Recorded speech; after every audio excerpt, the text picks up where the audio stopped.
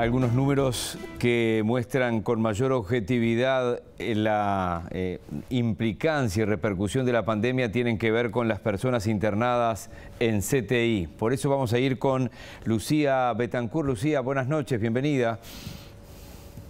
Buenas noches, Miguel, para ti y para todos. Exactamente, las cifras siguen preocupando. Recordemos que ayer hubo récord de casos con más de 4.500 casos positivos y cercanos o superando los 500 personas internadas en CTI. Por esa instancia estamos con el presidente de la Sociedad Uruguaya de Medicina Intensiva, Julio Pontet, a quien le agradecemos estos minutos para con BTV Noticias.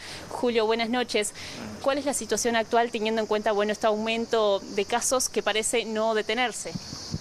Sí, ahora tenemos una seguidilla, 4 o 5 días seguidos con un aumento nuevamente de la cantidad de casos.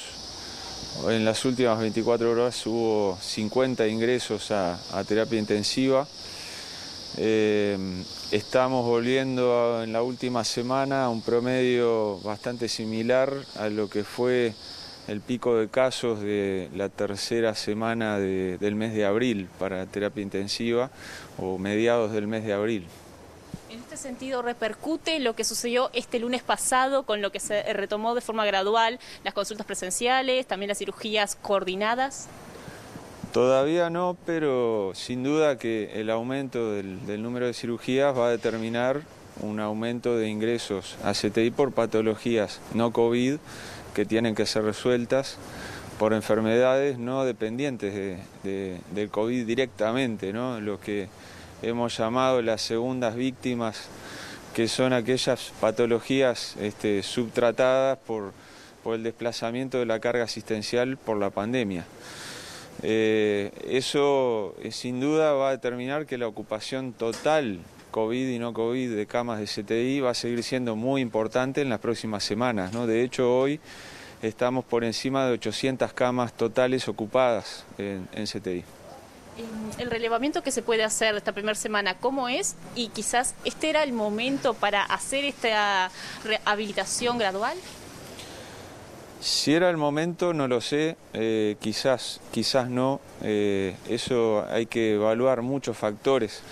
En cuanto a la capacidad del sistema en CTI, estamos en un nivel de ocupación que es histórico porque, como te decía, estamos encima de 800 camas y lamentablemente hubo 3 días de descenso, pero ahora estamos nuevamente en un promedio mayor de 40 camas por día de ingresos a terapia intensiva.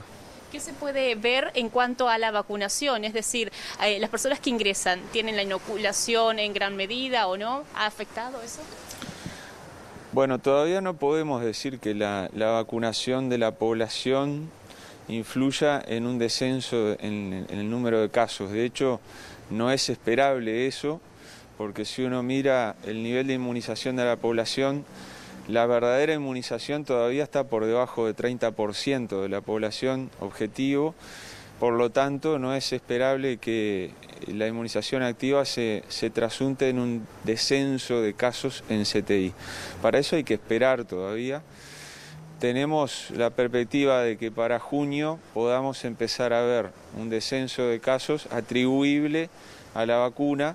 En otros países se ha visto un efecto ya con más de 40% de población vacunada, porque el primer efecto de la vacuna esperable es disminuir la cantidad de casos graves.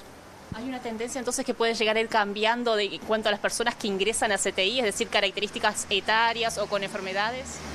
Sí, tendencias de ese tipo se han visto. De hecho, la población inmunizada mayor de 80 años algo ha bajado el ingreso y ha llevado un desplazamiento de la edad promedio hacia más abajo, hacia poblaciones más jóvenes y con otros factores de riesgo como la obesidad.